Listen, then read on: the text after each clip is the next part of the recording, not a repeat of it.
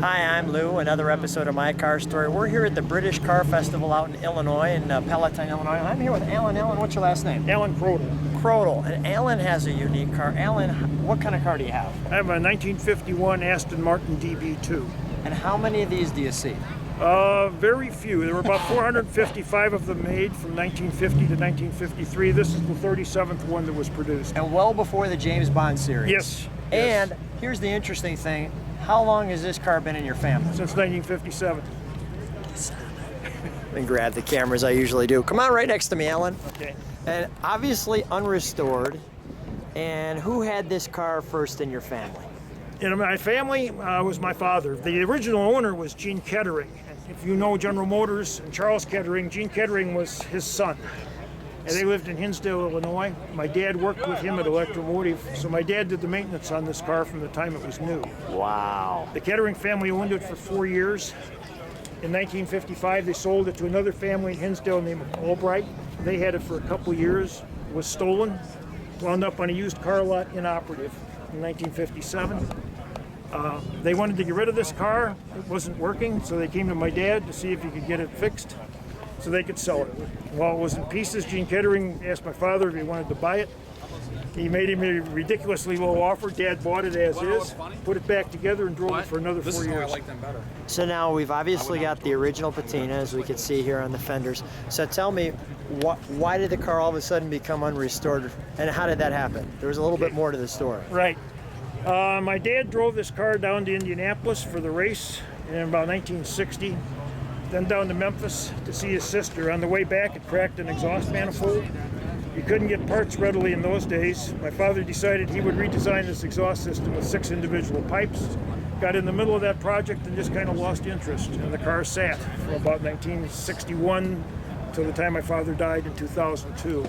This is what it looked like when we brought it out of the shop. So it was 2002. We're gonna let that door prize go. Here's the Indy 500 logo that your dad originally had on it. How cool is that? We also got a DuPage County sticker there from 1959.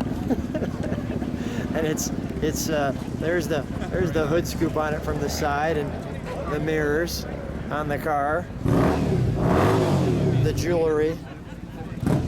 How does the gas actually the door? Or? Yeah, there's a control inside that pops the door. All right, got it. And the back end of it is unique. Is the trunk actually open where you could show how that tire kind of comes out? Watch this. Maybe, maybe not. While you're doing that, I'm going to feature some of the other pieces on the car. Matter of fact, while you're doing that, I'm going to get this right here, and people can read this bio.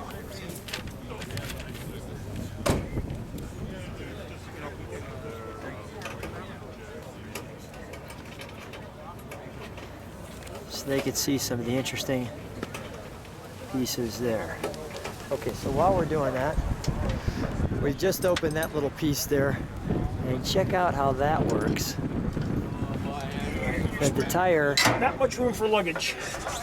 There's no room for luggage, and the spare tire fits in there. How amazing is that? All right, let's put that back in there. David Brown was the owner of Aston Martin. He bought Aston Martin at the end of World War II. Yeah. He wanted to road race. So he the figured DB2 was their design to go road racing. They built a prototype in 1949, raced it at Le Mans. It did well, so they went into production with this as a 2-passenger car. Yeah. Production was till 1953 as a 2-passenger. Then they came out with what they called the DB2-4, which had a hatchback and added a rear seat, so you could sit 4 people in it. But this basically is a 2-passenger car. Let's take a look at the inside. Let me have you open that up. Take a look at that window. Coachwork by Aston Martin. Look at the coachwork, as it says. All aluminum body. That's good. The right-hand drive. Look at the seats. And Aston Martin did import quite a few of these as left-hand drives. Really? This one, I believe, since Gene Kettering acquired it in England, he brought it over as his car. The instrumentation, however, is metric,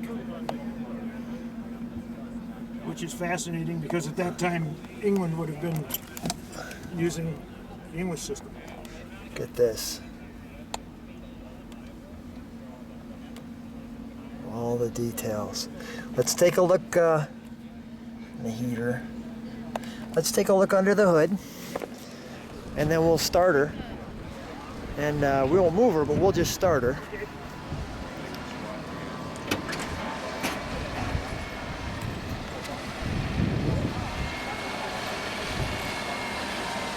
I remember this car being a lot bigger when I was young.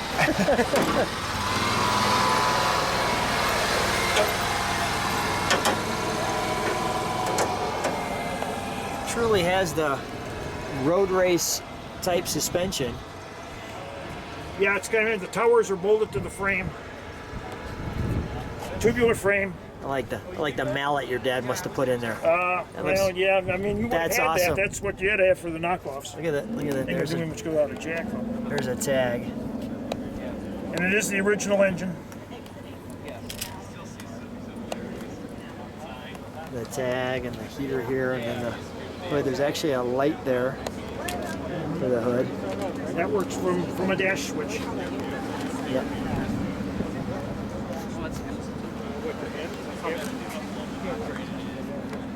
We've got the air cleaners and the carbs on this side. Let's turn her over. Let's hear what she sounds like.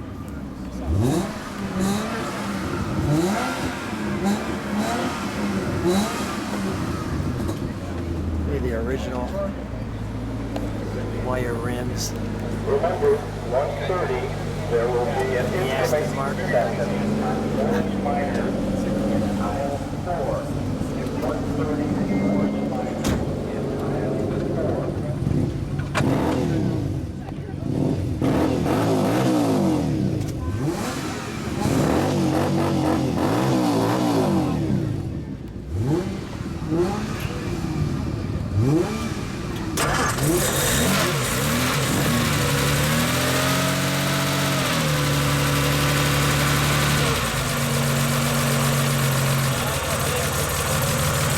Pretty smooth. Get a little exhaust note. Tail lights on.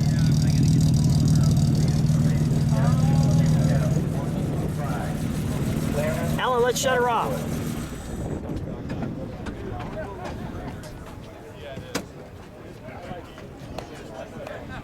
On the opposite side. I don't have to do any yoga. All I have to do is crawl in and out of this thing. Let's shut the hood. Okay. We'll have you stand right next to it.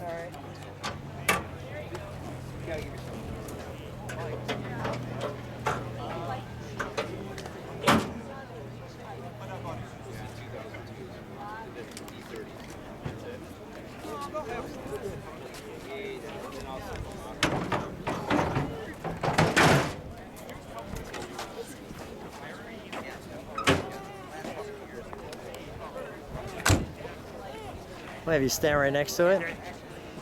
Hey, Alan, thanks for taking the time and sharing us the history of your car, and thanks for keeping it so many years like it is. Thanks for being on My Car Story. Okay, thanks to my dad. Thank you. Thank you.